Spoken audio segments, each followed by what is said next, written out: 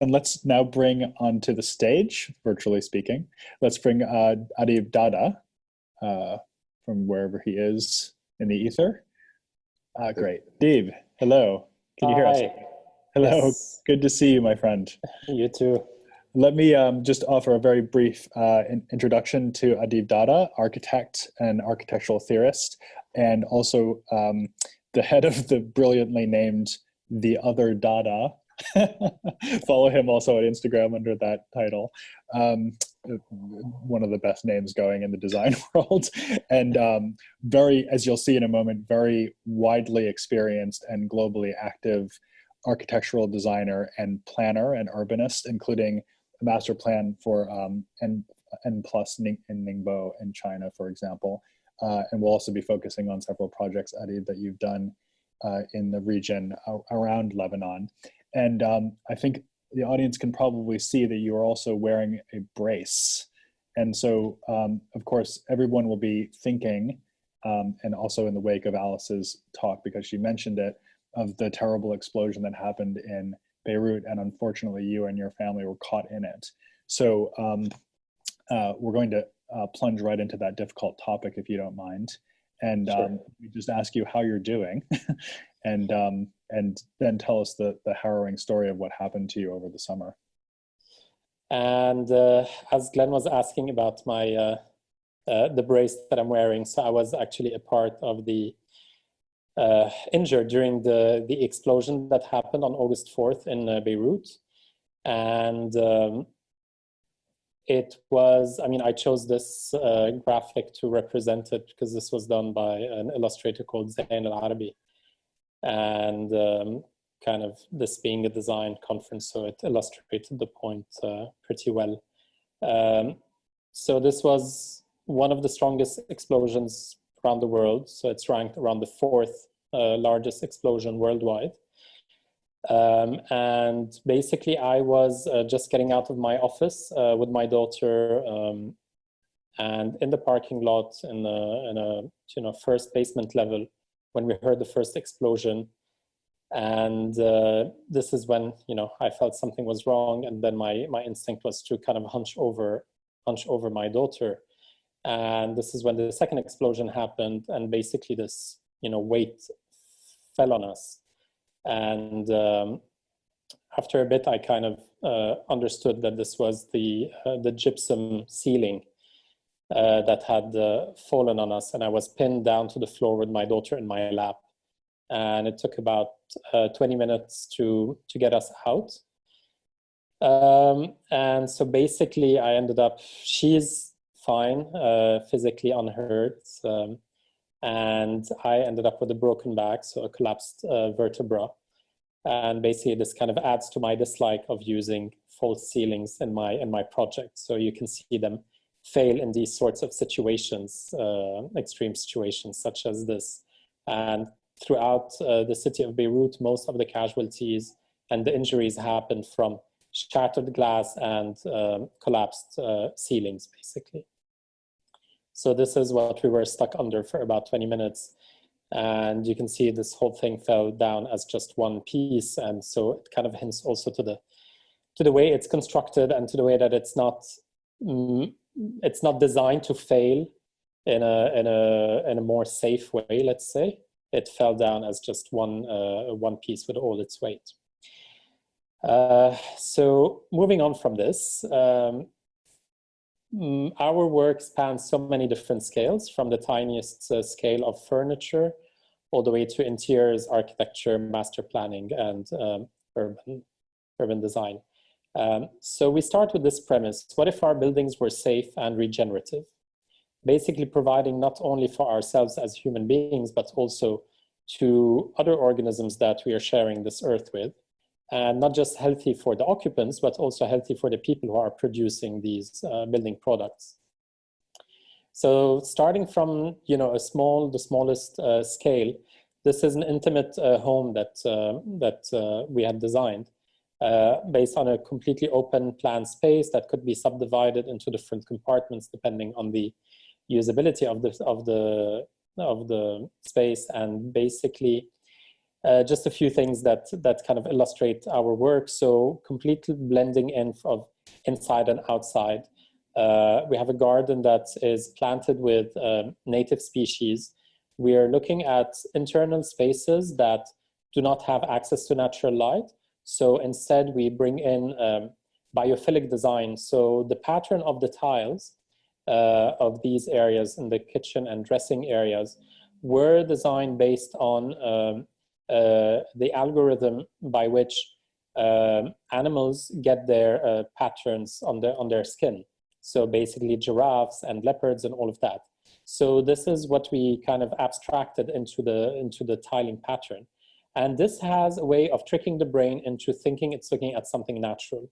So this brings in the natural aspect in areas that don't have visual access to nature. Down to the smallest details. So even the door handle, this is a door handle designed by Gaudi. So kind of like an organic shape that he studied ergonomically. And the furniture itself is also all recycled and upcycled. So basically, you know, tables and sofas from Saporiti from the 60s and 70s, table lamp by Gay Aulenti, you know, all of these were picked up at, you know, vintage stores. So, and this green chair basically that was repurposed from a Gioponti furniture. So basically upcycled into this chair by Martino Gamper. And so even these like antique furnishings having a new life of their own. And so all of the material was brought locally. The stone for the flooring was bought locally and upcycled from different projects as well. So staying as close as possible to the construction site.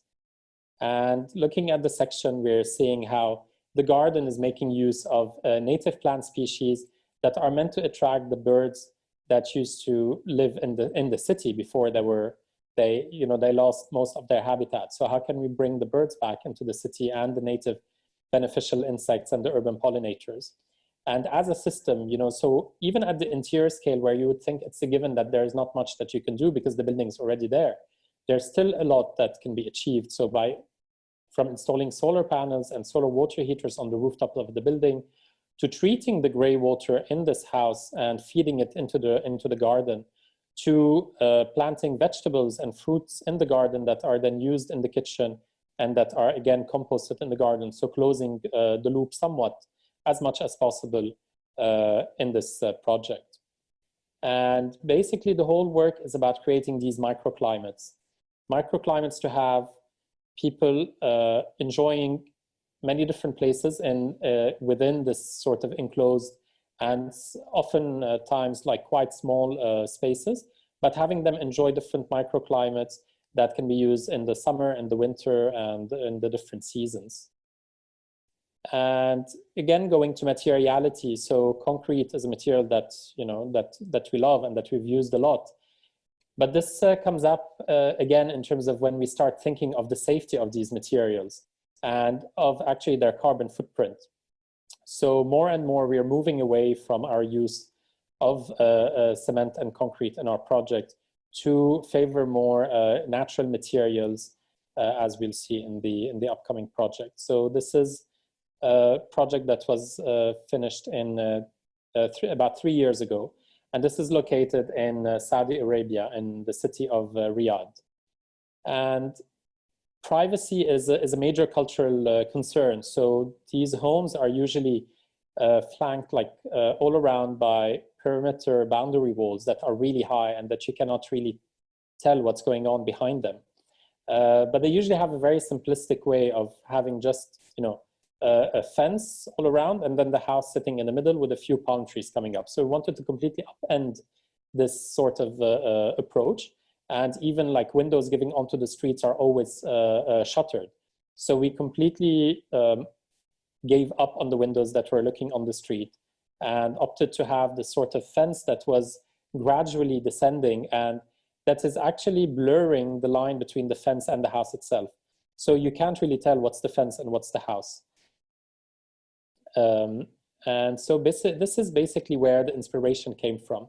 So going back to ancient indigenous cultures, the Nabateans in this case, which lived in the deserts of Saudi Arabia about 2,500 years ago. So they're the culture that was behind the Petra in Jordan, which is more famous, let's say. And then this is an example from Saudi Arabia called Mada'in Saleh. So all of these like landforms were carved and they were used as spaces for worship and for like as tombs and all of that, and spaces to inhabit in some cases. So here the idea was that how can we recreate a new context for the city of Riyadh that, you know, everything in Riyadh, like a lot of the construction is usually copied from, you know, neoclassical or Spanish or Mexican hacienda style. So how can we bring back not necessarily the Islamic style, but kind of going further away from that? And this is where we got inspired by the Nabateans, especially that they were the essential and the original sustainable, you know, like sustainable living tribe, because they used to be able to survive in the desert in the middle of the summer because they had developed a way of doing underground cisterns that were lined with clay that would hold water, that the precious rainwater collected in the winter and hidden in these underground cisterns. And so this was our inspiration. So we recreated this sort of landform that was carved out and where, you know, this is where the family inhabits actually. And all the material that were used were locally sourced materials. So this is Riyadh stone coming, so it's called after the city of Riyadh because it's the most common material there. It's usually not at all used in high-end projects, but we found a way to kind of, it's a split-face stone that we've also sort of striped in the machine. So basically to give it the sort of natural aspect, but also there's a very kind of, once you get close to it, a very man-made quality to it. So it's blurring the boundary between this artificial and natural material. And just kind of taking you quickly through the plan. So the house is this kind of like inverted S shape, and it's anchored by these two water bodies. The first one is a seasonal water pond that will get filled with the rainfall.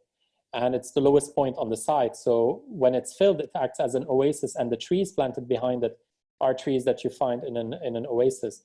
And then you can actually climb on top of the whole house. So they're terraced gardens. So you're walking on top of the house and then accessing the different levels. So the ground level or the first level, or going up to the roof level. And then finally coming back down on the other side into the permanent water feature, which is the swimming pool, which doesn't use any chemicals, any chlorine. So uses ionization and oxygenation actually to keep the water clean. So this makes it safe for the birds that are coming back into this part of the city, because we are planting, again, native tree species that don't require much water and maintenance and all of that. So again, approaching architecture from the way that it's not just an object sitting in space, but it's part of a larger ecosystem. And if this ecosystem has been degraded in the city, how can we start restoring the ecosystem back through our architecture projects? And these are some views. Basically, this is the rooftop, so it looks like a prairie. And these are the solar panels that are seamlessly. So we use these very kind of thin solar panels that kind of sit as a skin part of the building and not just a technical add-on to the building. And this is some of the walkways that take you through, like the step terraces. And then you can see all of these passages that are always shaded. So the walkways are always shaded. So it's taking also a cue, again, from the old Medinas where passages are narrow, and so they're always shading themselves. So people have, again, you create these microclimates where people can walk outside even in the summer heat. And this is the main entrance, where here there's a kind of a waterfall that's very, very thin. And this is just serving to cool people as they are entering the house, as they're getting out of their car and entering the house. And then this material also goes into the house. So again, blurring the boundary between inside and outside. So we have this striated stone that's going into some of the internal spaces of the house. And in terms of landscaping, so we're working in this kind of reverse landscaping approach. So we are calculating how many people are going to be living in this home. So there's about 15 of them. So how much water are they going to be using every day? And of this water, how much gray water is used? So this gray water is what we are diverting into a filtration system, and this becomes our water budget. So in this case, I think our water budget was about 4,000 liters per day. So we had 4,000 liters per day to use on this 3,000 square meter planted site. So of course, we don't use any grass, which is very water intensive. And instead of using the typical conventional palm trees that people love to use, we opted for low water requirement native species such as the Indian tamarix, the kurna, and the acacia trees. And so instead of just having 10 palm trees, 40 palm trees, we were able to use more than 100 native tree species for that same amount of water. And they have also the benefit of bringing back or providing habitat for the bird species that have disappeared and that are listed on the IUCN Red List as endangered species in the city of Riyadh. So this is the seasonal water pond that acts as a playground for kids during most of the year, and then in the winter will get filled with water. And this is a picture from when the trees had just been planted, so they were still quite young. And you can see there's no grass. So what we've used is gravel from the excavation of the site. So when we excavated to build this building, instead of sending the excavation material to the landfill, we crushed it on site, kept it, and then used it as hardscaping. And then this is the other water feature, the permanent water feature, which is the pool. So you can see kind of like the very different kind of, again, microclimate that we've created for the family in this place. Going on to a larger scale, this is a master plan for a 5 square kilometer site in Oman. So the Sultanate of Oman basically, this was, I mean, the client here wanted, you know, a resort project. So it had golf courses and hotels and all of these things. So our approach was to see like, how can we bring all of these things and how can we create different areas so that the resort is not all within the same type of environment? And how can we, for example, do a more sustainable golf course? So we looked throughout Oman and we've identified like 5 different ecosystems that exist in Oman. And the idea is to bring those ecosystems back, so to regenerate those different ecosystems. And the site is large enough that we can actually do that. So the grasslands and prairies of Oman become the actual golf course instead of importing the grass from the US. And so we're actually bringing back the native grass species to be used for the golf course. In the canyon areas, in the coastal areas, the coastal desert, and then a food production area as well. And then thinking of how are we building differently in the grasslands? How do we build differently in the food production area, differently in the canyon, and differently in the coastal desert? So we then developed our architecture. So we weren't the architects, we were the consultants on this project. So we developed the brief, we developed the ecosystems master planning, and then we gave the instructions in terms of, you know, how do you build differently in areas of high shade, such as in the oasis area or food production area, versus really open areas such as the canyon and very rough area. And so we showed, like here, for example, this is one of the examples. So in the canyon, you know, the types of trees that can be planted there, the types of species that actually live in the canyon, and then what types of materials and what types of color palette would go well, of course, as well with you know, passive strategies for the construction. And the premise goes, and this is a quote from Janine Benyus, who's the founder of biomimicry. What if our cities were as effective and generous as a forest?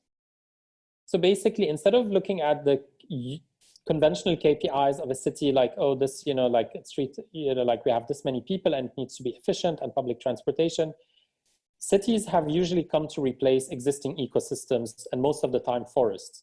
So what are the KPIs of the forest? How much water was this forest infiltrating into the ground?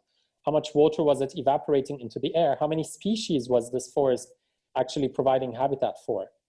And these should be the KPIs for our cities and our urban projects.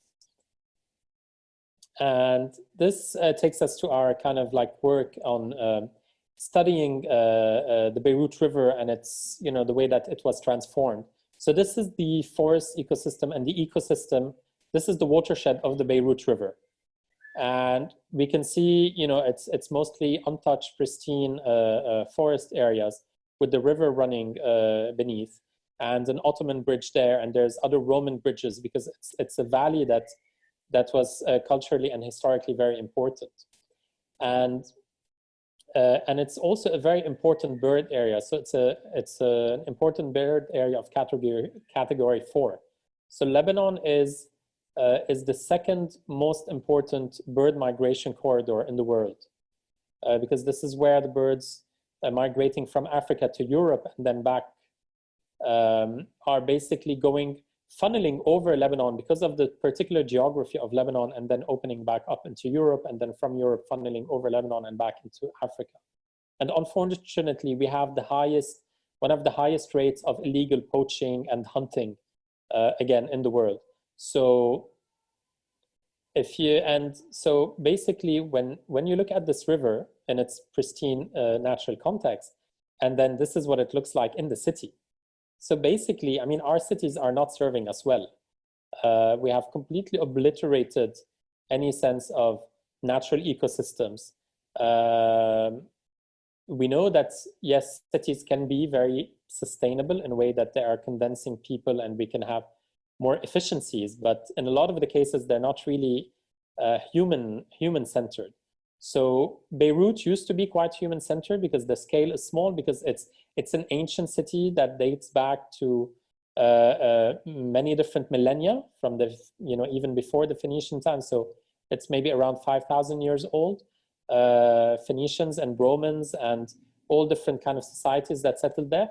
And the city of Beirut, so Roman city of Berytus, has always relied on the waters from the Beirut River to supply the fresh drinking water for the city.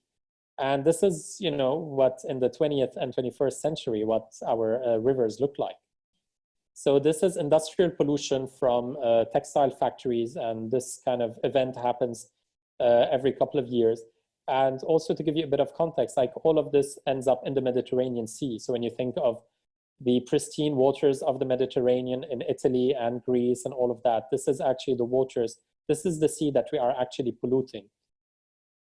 So not only with industrial waste, but also sewage. So all of the untreated sewage of about 30 to 40 municipalities are dumped directly untreated into this river. And most of the clean water is taken out at source for private water bottling companies. So they take out the water, sell it back to us. And, some irrigation, very inefficient irrigation upstream. And a lot of the water is basically lost in very leaky infrastructure that hasn't been maintained. So we have about a bit more than 60% of the water that is being lost in inadequate infrastructure, basically.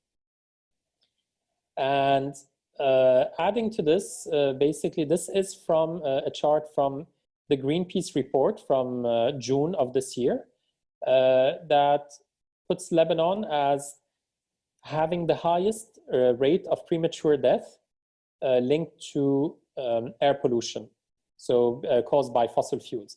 So Lebanon doesn't have heavy industries. It's not like Egypt. Egypt has a lot of heavy industries, and Syria and the UAE and Saudi Arabia and all of that.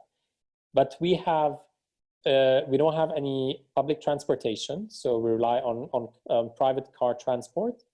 Very old car fleet, more than 20 years old on average. We have very dirty power plants that are supplying us with electricity and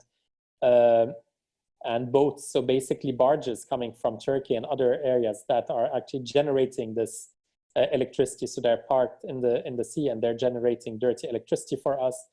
And we don't get 24 hours of electricity a day. So businesses and individuals rely on private generators that are, again, very, very old and very dirty. So there's no regulation for that. So this ends up in Lebanon having the highest death rate in the region due to the burning of fossil fuels. And so basically we came up with this idea of the other forest. So the other forest is a nature-based tool for ecological and social regeneration in cities. And we started this project in January of 2019, when a friend of mine from Switzerland introduced me to Shubhendu Sharma, who's basically an Indian afforestation expert. And they are the leaders worldwide in adapting the Miyawaki methodology, which is a Japanese technique developed by Dr. Akira Miyawaki, to restore forests in cities. And these are called tiny forests. So in the tiniest of places, from as small as 1 square meter, we can have these tiny forests with about 4 to 5 species of trees and shrubs in there. And he had, Dr. Miyawaki had created this for the city of Tokyo, which is very short on space. And this methodology can be applied anywhere around the world in any kind of context and ecosystem, from harsh deserts to temperate and tropical areas, because it relies on studying the native vegetation of the places that we are planting. And so this brings us back to the Beirut River. Since we couldn't necessarily intervene on the river itself and bringing the river ecosystem back to life because of the concrete channel that it's in, that was built in 1968 and that effectively killed the river. So we basically decided to bring back the forest ecosystem that coexisted alongside the river. So to do that, we went to the first picture that you saw, so the pristine watershed of the Beirut River Valley. And we surveyed with a botanist the different types of shrub and small tree and canopy tree species that were there. And so we identified about 25 different species. And we decided to plant this forest back in the city. So we approached a municipality, and this is something that Glenn was asking about, like, how do you do these projects in Lebanon? Like we almost don't have any commercial projects in Lebanon because of the work that we do. I mean, there's not much interest for such kind of deep green thinking or deep green projects in Lebanon, unfortunately. And so most of the projects, like when I decided to move back to Lebanon in 2011 and start my company, it was to be able to have a positive impact in Lebanon. It was an uphill battle, and we ended up having our commercial project outside of Lebanon. But in Lebanon, it's only self-initiated projects. So every year we come up with a different project, whether it's a competition, whether it's a master plan, different things that we do to have a self-initiated project in Lebanon and in the city of Beirut. So this is one of our self-initiated projects. And so we decided to plant, at the beginning, we planted this corner patch that you can see has some small trees in it. And basically we planted this in May of 2019. And this picture was taken in November when we were planting the second patch. So here we have a total of 500 square meters of what essentially was an urban landfill. So the idea is that we want to empower communities to take over these urban landfills, what the government and the municipalities have deemed as, like non-worthy spaces, and they've used them as landfills. And so the idea is that we empower those communities to come and help us clean up these landfills, clean them up from all the debris and construction waste and plastics and all of that. We send all of this to recycling, and then we bring in all types of organic amendments that we feed the soil. So we're bringing life back into the soil, and this in turn helps us in providing a healthy base for the trees that we will be planting. So this is the forest when we have planted it in May 2019. This was about 4 months later, and then about 8 months later, and this is a year later. So you can see the rapid transformation of this landfill into already like kind of a green oasis. And we notice it as well with all sorts of insects and birds that are coming back and nesting in here. And so this is why we call it, I mean, it's a nature-based tool for ecological as well as social regeneration.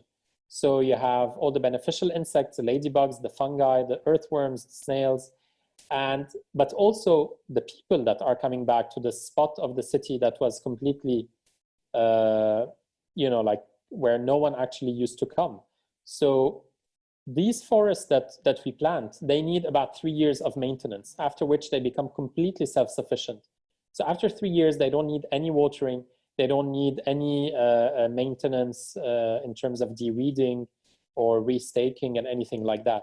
So for 3 years, so other than the fact of engaging people in the process of cleaning up the land and turning it into this tiny forest, but we're also engaging them for a period of 3 years, where twice a month they are coming, they are helping us with the maintenance activities, and this always gets, lots of kids, lots of elderly people, people from all kinds of different socioeconomic backgrounds.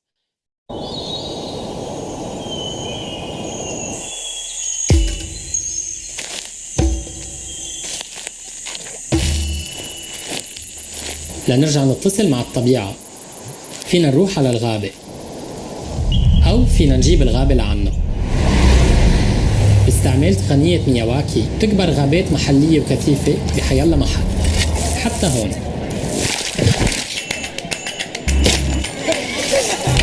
ايه هيدي غابة صار عمرها سنة وبلشت تعمل تغيير. عشان هيك كل ما شفنا أرض فاضية أو بقى عنا التراب أو بصيص من الأرض، خلينا نتذكر إنه في غابة ناطرة لتنطلق. نحن جيل إعادة الطبيعة البرية.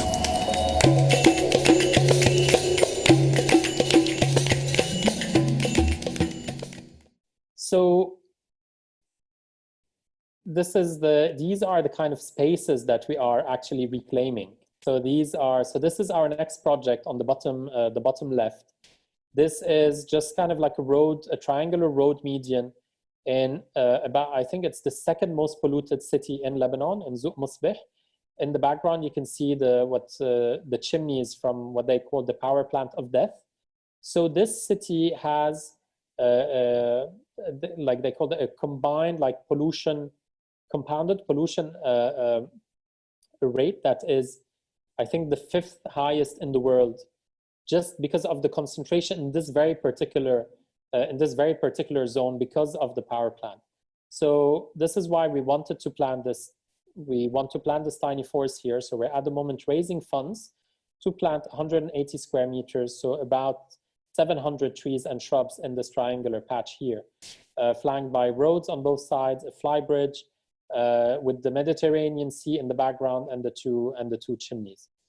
And on the bottom right is a streetscape that we have actually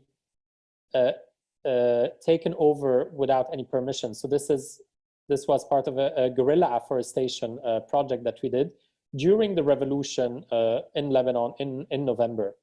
So the revolution started in October, and what we noticed is that people were demanding public space. People were reclaiming the streets. They were closing down streets. There were hundreds of thousands, and at one point, more than 1 million people in the street.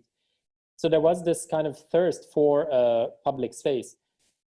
And in this area of the city, which is downtown Beirut, which was completely voided out of its soul because all the buildings were renovated and they were sold to people from the Arab states and people with very high income.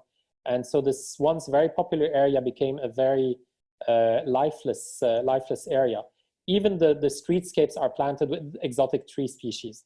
So during the revolution, we kind of took over this streetscape, and with the help of people from the revolution, we dug these little planters up. And when the police and the military approached us, kind of saying, what are you doing? This is illegal. But once we explained the project, and this was our kind of peaceful demonstration and peaceful activism, they actually ended up joining us in digging. So you had the policemen and the military that we were fighting with during the revolution, the night before, that were, during the day helping us dig and plant these tiny spaces. So these are the kinds of actions that we are taking. So this kind of a loop of starting as an architecture student and then kind of moving away, studying after architecture, design and technology, living systems, biomimicry, and now I'm studying ecosystem restoration. So it seems like I'm moving away from architecture, but actually it's a way for me to loop back to architecture, but in a way that is, we don't want to work on sustainability. We don't want to sustain the status quo. We really want to regenerate. We want to regenerate the ecosystems. We want to regenerate the ecosystems back into the cities. We want to regenerate the systems of planet Earth and turn them into places, like shared habitat between humans and other organisms as well, even in the heart of the city. So with all of these events that have happened in Beirut, and the fact that I've been kind of immobilized and wasn't able to be on the ground, working and helping the way that I was on the ground during the revolution, kind of shifted my thinking into, what can I do remotely? And this is where I came up with the idea of a living memorial. So not a memorial in the typical sense of the word, where it's a memorial commemorating, the tragedy, with a very stern and very somber place of quiet and, but actually a living memorial, a memorial that's not looking at the past, but actually looking to the future. So it's a healing forest for Beirut, its people and nature. And the idea is that, the land around the blast has been devastated, not just because of the blast, but it was devastated because of urbanization. And people who had been living in Beirut, Beirut was not the greenest city, was not the most friendly city, heavily polluted, not pedestrian friendly and all of that. So how can we rethink, as we're rebuilding the city, how can we rethink the city to actually rebuild it better and to actually introduce these spaces that had disappeared from the city? And so a healing forest acts in a way that we are healing the land that has been devastated by urbanization and by the blast, and in return, the land is healing us back. Our connection to nature, our connection to the soil, bringing life back into the soil, planting these trees, so cleaning up this land and then planting trees in it, and then maintaining these trees for 3 years' time, and in parallel, maintaining or assisting humans in their recovery from this trauma. So holding, in parallel to the maintenance workshops that we are doing every, twice a month, to be holding healing sessions, nature therapy, working with traditional Arabic medicine. We have lots of medicinal species and edible species in the forest that we plant. So this process becomes, so it's 3 years of, so already the planting itself is bringing people from the communities, families of the victims, the injured, the displaced, bringing them all together into the creation of this memorial. But then this memorial taking a life of its own, literally, and attracting new life, like the birds and the insects and all of that, and having this sort of healing effect. And within after 3 years, once this forest becomes self-sufficient, strong enough to be able to survive on its own, hopefully this also marks a kind of graduation, or a kind of moving on of the people who have survived this blast onto new and better things. And the forest becomes this space of life and laughter and bird song and kids playing and water gurgling and all of that. So this is our plan, hopefully for next year, to be ready for the 1 year anniversary of the blast. Fantastic project. where will you be conducting that? Right on the site of the explosion, or? So the devastated areas are, I mean, it's quite a large zone. So we are at the moment trying to, we're looking at a few options from public lands and private lands that would could host this memorial. So we are in the process of figuring things out.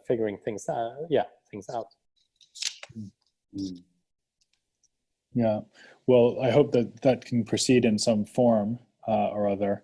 You know, Adib, we might wrap up just a little bit early because of the signal problems, but can I just ask you one last question, which is what are your immediate next plans? I gather you're actually in Paris at the moment rather than Beirut, is that right?